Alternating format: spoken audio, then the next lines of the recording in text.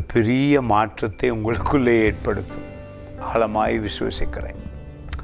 காரணம், நாம் எல்லாரும் ஜெபம் பண்ணுகிறோம், அதிகமான நேரத்தை கடவுளோடு செலவழிக்கலாம். ஆனால் தேவையானது ஒன்று, அதாவது நீங்கள் தேவனோடு உறவாடும் பொழுது அவருடைய வல்லமையின்படிதான் காரியங்கள் வாய்க்கும்.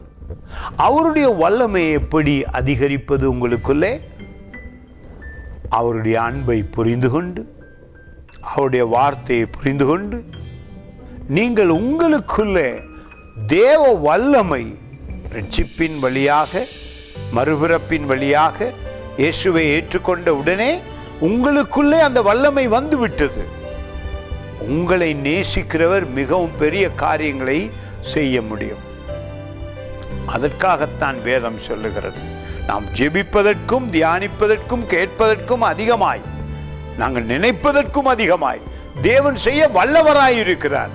எப்படி வல்லவராயிருக்கிறார்? உங்களுக்குள் கிரியை செய்கிற வல்லமையின்படியே.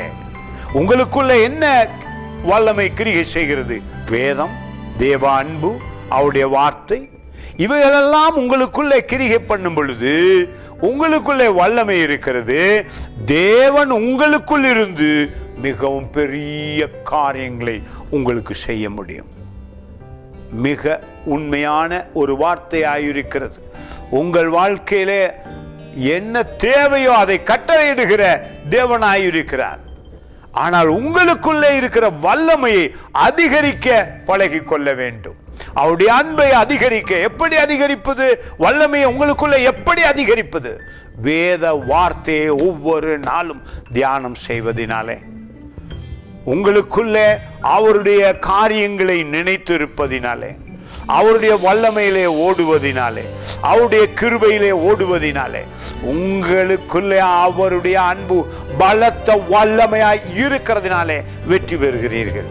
God bless you.